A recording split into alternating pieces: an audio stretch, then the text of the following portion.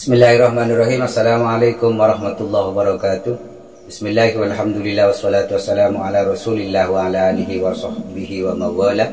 Qala rabbi shrah li sadri wa yassir li amri wahlul 'uqdatam min lisani yafqahu qawli, amma ba'du.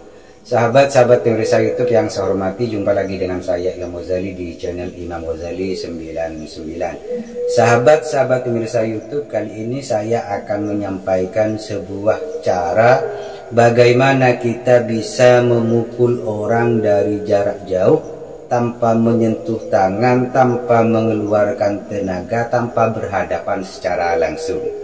Bagaimana caranya? Caranya silahkan nanti sahabat-sahabat ikuti secara seksama dan jangan sampai di skip, karena pasti akan ada keterangan yang akan terpotong. Oleh sebab itu, sahabat-sahabat pemirsa YouTube yang saya hormati, amalan ini, cara ini gunakanlah hanya untuk orang-orang yang mendolimi kita. Artinya jangan sampai digunakan cara-cara seperti ini kepada orang yang tidak mendolimi kita, karena dosanya ini adalah sangat besar.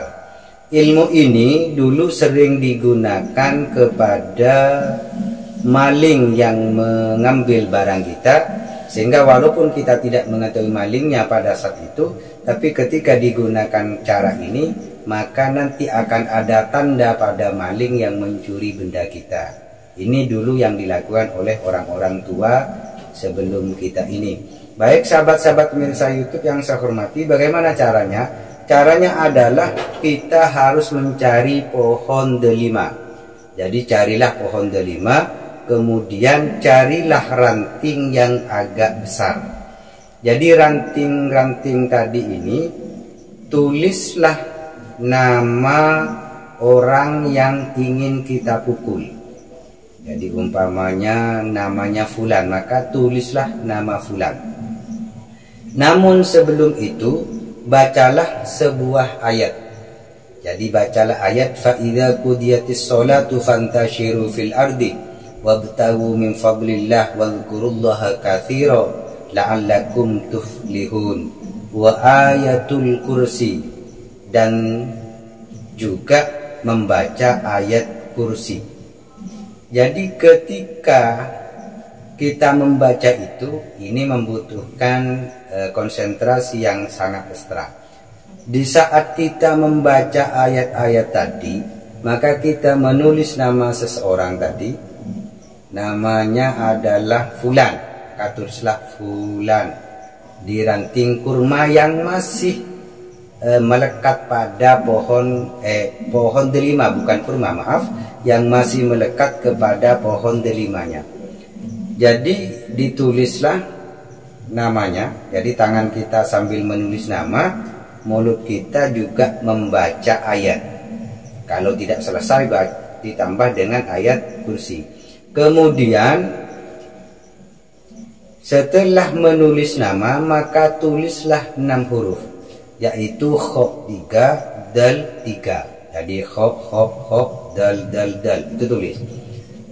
Setelah itu maka tulislah ayat kursi. Jadi ayat kursi itu selain dibaca, juga ditulis di ranting pohon delima tadi. Kalau sudah selesai semua dengan tata cara tadi, membaca ayat, kemudian juga diikuti ayat kursi, kemudian sambil kita menulis nama, kemudian 6 huruf, kemudian ditulis juga ayat kursi pada ranting tadi. Baru setelah selesai semua, maka potonglah ranting tadi. Jadi ketika memotong ranting ini, maka niatkan untuk memotong kekuatan lawan atau kekuatan orang yang hendak kita pukul. Kemudian setelah terpotong, maka ambillah ranting tadi sepanjang tongkat atau sepanjang tulisan tadi ketika kita menulis ayat kursi. Kemudian tongkat tadi atau ranting tadi yang sudah dipotong, maka hantamkan ke tanah. Jadi ketika saat kita hantamkan ke tanah, seberapa besar kita menghantam, maka segitu juga sampainya kepada musuh yang ingin kita hantam tadi atau orang yang mendolimi kita tadi.